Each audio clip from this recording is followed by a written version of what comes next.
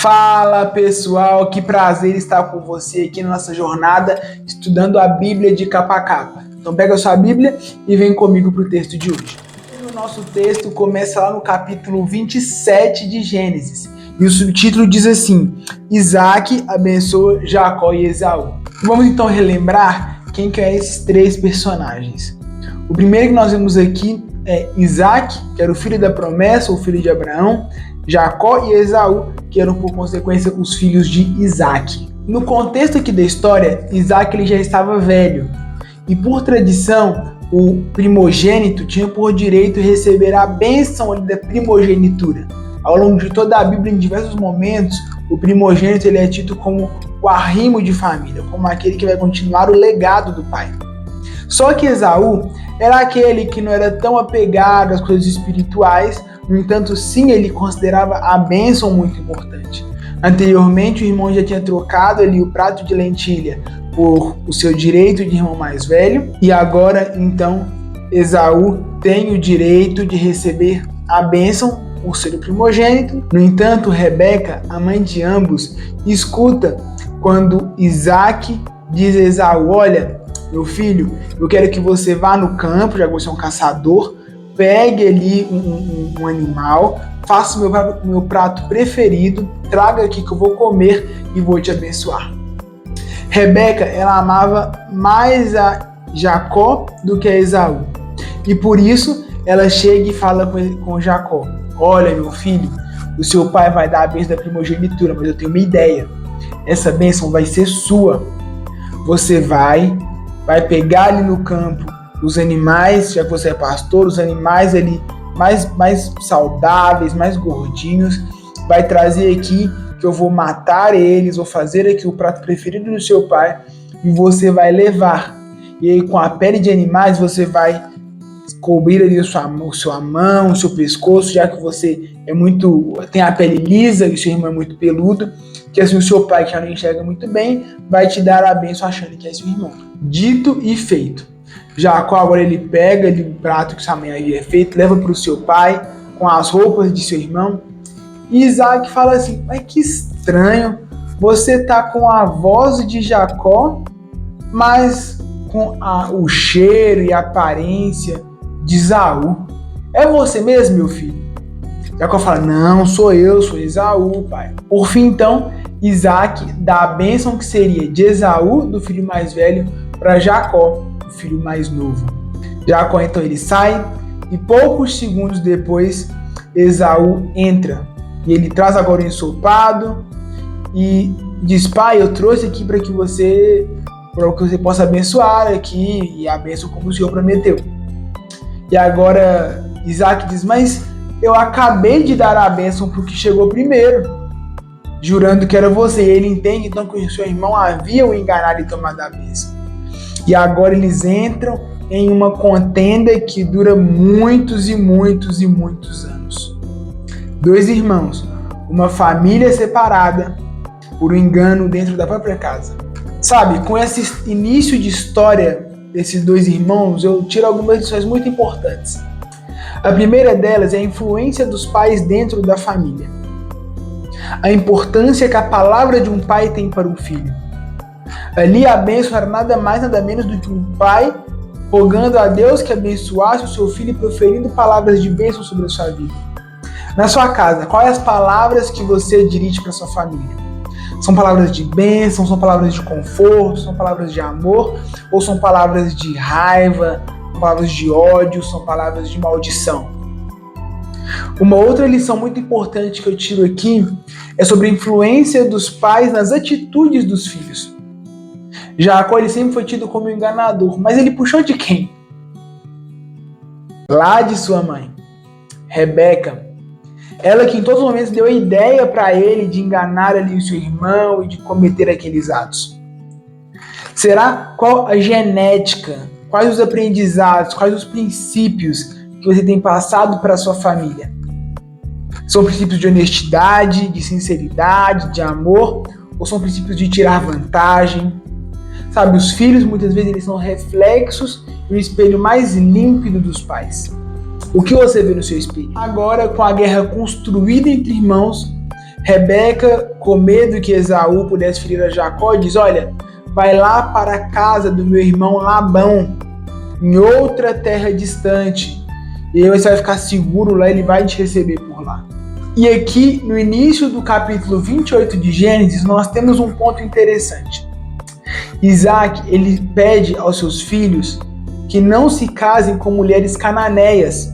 Esaú já era casado com algumas mulheres hititas, que não eram do povo ali, da parentela de Abraão e de Isaac, e que davam muitos problemas ali no arraial onde eles moravam. E agora Isaac reafirma: olha, não se case com mulheres cananeias, que era a terra onde eles estavam ali. Se case com mulheres do nosso povo.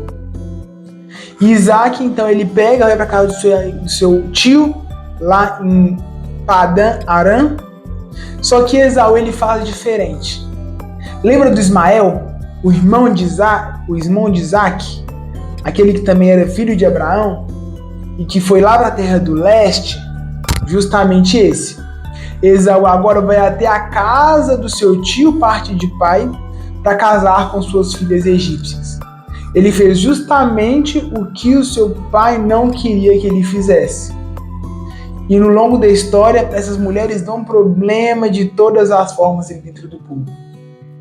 Às vezes, nós filhos, com traumas dos nossos pais, com o coração cheio de ódio, de vingança, de tristeza, tomamos decisões. Talvez pensamos que íamos ferir alguém, mas nós que saímos feridos e prejudicados. Nós que trazemos a infelicidade para a nossa própria vida. A história continua com Jacó agora seguindo para a casa do seu tio Labão. No meio do caminho ele se cansa e se deita, se apoia a cabeça ali em uma pedra. Então ele tem uma visão muito importante. E ele vê agora uma escadaria que liga os céus à terra. Nesse momento, ele vê anjos subindo e descendo, e Deus reafirma para ele todas as promessas que ele havia feito ao seu avô Abraão, ao seu pai Isaac, e agora que ele havia conquistado a primogenitura, a ele mesmo, Jacó. E eles firmam uma aliança.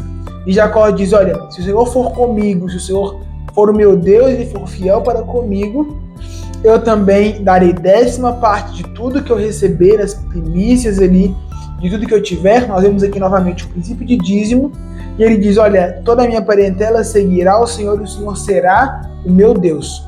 Eu acho legal nessa história, porque aqui as pessoas, apesar de virem de uma genealogia que serviam ao Deus único, as pessoas elas tinham um encontro particular com Deus quando começavam de fato a sua vida adulta. É justamente essa experiência e esse compromisso que possibilitaram esses homens de ter o seu nome modificado, de ter a sua história modificada, de ter o seu significado modificado e serem homens que honraram e construíram a história viva. Quando Jacó então acorda desse sonho, ele ergue ali um mini altar, uma torre, e chama aquele lugar de Betel, de casa de Deus. Bom, Jacó então agora ele segue a sua viagem até que ele chega finalmente nas terras do seu tio Labão. E aqui fica interessante a coisa que nós começamos a conseguir conectar alguns pontos. Jacó vê alguns pastores e pergunta sobre o seu tio. Quando ele faz essa pergunta, logo em seguida ele avista uma mulher que agrada muito aos seus olhos, uma mulher que para ele era linda, chamada Raquel, que era justamente filha de seu tio. Os pastores dizem: olha, aquela ali inclusive é filha de Labão, ele está bem, tem muitas posses aqui na terra. Então agora Jacó, muito emocionado, abraça, beija por ser sua prima, e Raquel rapidamente volta e conta ali ao seu pai tudo o que havia acontecido. E aqui uma parte da história que me chama a atenção é que quando Jacó conta tudo o que havia acontecido e por que ele estava lá, Labão, ao invés de o repreender, de ficar desconfiado, de entender o que estava acontecendo, ele diz: olha, esse é sangue do meu sangue, esse aqui é como eu. Desconfie das pessoas que acolhem o seu pecado, desconfie das pessoas que encobertam o seu pecado ao invés de te repreender, de te exortar e de te aproximar de Deus. Por mais que Deus havia ali se reconciliado com Jacó, Labão primeiro não sabia disso, e segundo que ele estava no processo, e agora fica muito claro logo em seguida Por que Labão diz isso? Porque ele também era enganador, ele também buscava enganos.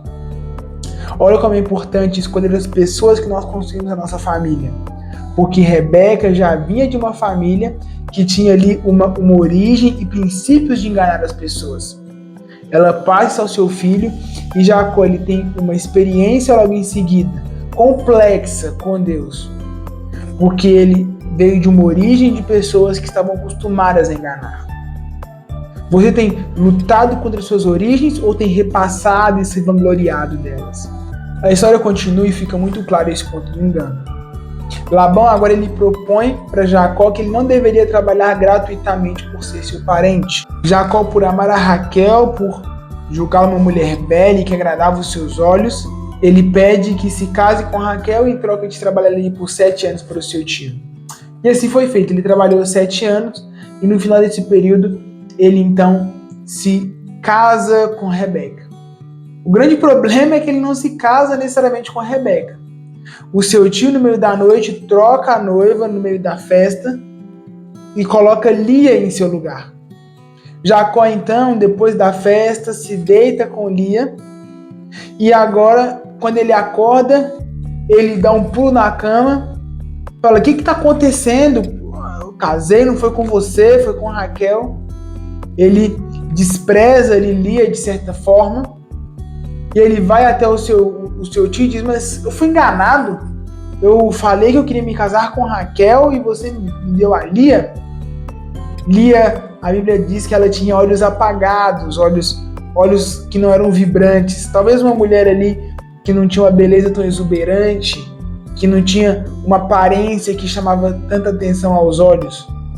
Mas o ponto é que Labão diz, olha, se você quiser casar com Rebeca, você trabalha mais 7 anos, porque por aqui é a filha mais velha que se casa primeiro. Então, dito isso, ele aceita esse compromisso e ele se casa com Rebeca, assim que se finalizam ali o período de núpcias com Lia, e trabalha por mais 7 anos para pagar ali pelo casamento com Rebeca. A grande questão é que Lia não era tão amada como Raquel. A que ele de fato amava era Raquel, não Lia. E agora Lia se sentia desvalorizada, se sentia humilhada. Lia, ela queria servir a Deus, diferente de Raquel, que tinha os seus ídolos, nós vamos ver isso durante toda a história, mas ela simplesmente não recebia o amor que lhe era de direito. Talvez você se sinta desvalorizada pelos homens. Talvez você se sinta desvalorizada pelas pessoas. E quando eu digo homens, não entenda, eu não digo homem do sexo masculino. Eu digo as pessoas que estão à sua volta. Seus pais, sua família, seu cônjuge, no seu emprego. Talvez as pessoas não te dão o valor que você merece, o amor que é seu por direito. Mas deixa eu te dizer uma coisa. Deus olha para você, Ele te ama. E Ele fará justiça em seu nome. Ele lutará por você. Apenas escolha ficar ao lado dele. Que bom que você chegou até aqui. Espero que tenha gostado dessa história agora desses 2 irmãos, que agora já envolve mais 2 irmãs. Mas continua aqui pra gente aprender cada vez mais. Um beijão e valeu!